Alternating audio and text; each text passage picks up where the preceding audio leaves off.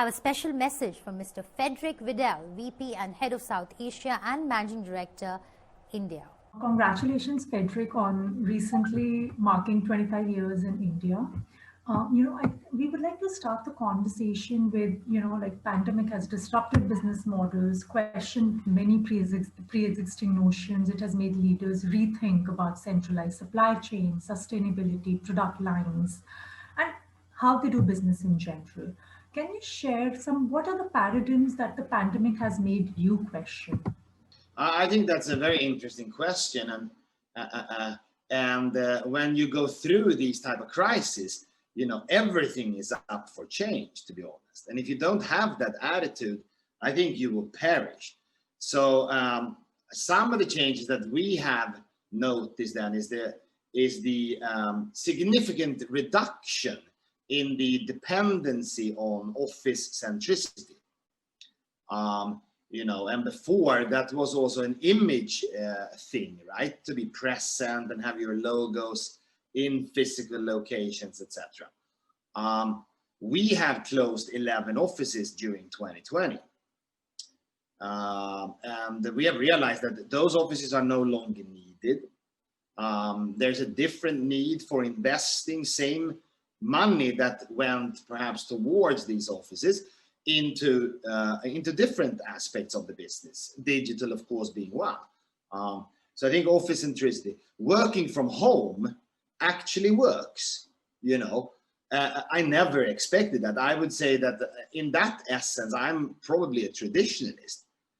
I didn't like people working from home. I didn't like working from home pre-pandemic, and now I think it actually is a very, very good combination. Not 100%, I don't think, but 1 or 2 days a week, work from home and be quiet and work on the things that matter, etc., etc. So very interesting. Another thing I think is also traveling. Traveling will be important in the future, but significantly less important. And we have already said that nobody will travel in the future for the purpose of reviewing numbers. Nobody. We will travel to build culture, but not the reviewing numbers. That is easily done on Zoom or Teams or whatever platform you prefer, So there's a bunch of learnings. And perhaps also another part that we have learned, but maybe perhaps which is more of a challenge, is how do you build a culture virtually? That is much more difficult than physically, of course. So that is a challenge, has been a challenge. I think we already in Oriflame have such a strong culture, so that has remained in the past year. But, as we go along, we need to figure out how we drive culture virtually as well. A lot of businesses during the pandemic came online. They listed themselves on the whole aggregator model. And Oriflame has largely stuck to its original script of direct selling, word of mouth. So how do you see that strategy in the post-pandemic world? Do you think that it is still possible to stick to it? And what will then be the digital strategy moving on? I think it's an interesting question.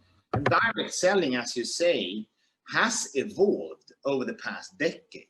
And it has evolved significantly in the past couple of years. And of course, then enormously during the pandemic. And today, our industry is better referred to as social selling.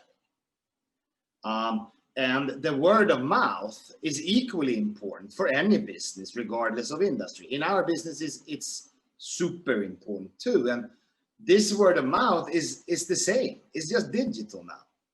And you can reach out to many more people with whatever you want to talk about. So from that aspect, that really and truly goes in our favor. So Frederic, are there any questions or any last thoughts that you would like to share? Any lessons learned, on your personal capacity as a leader, on how you will do things differently next year? One, work from home certainly is one. Apart from that, anything else? I think it's good. And actually, I was thinking about this the other day, and I actually wrote a LinkedIn feature on this recently.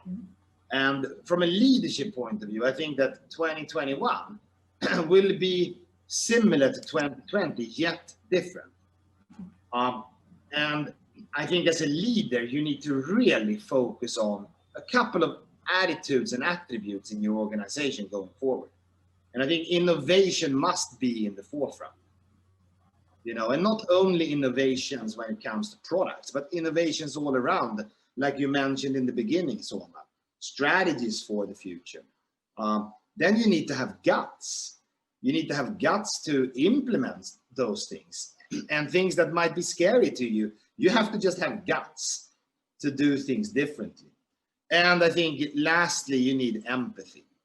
I hope that the 20s, we're now in the 20s, I hope the 20s is the decade of empathy. And empathy is the understanding of other people's situations, not sympathy. Those two words are different. And I think empathic organizations build and cement culture. So that's what I will drive going forward.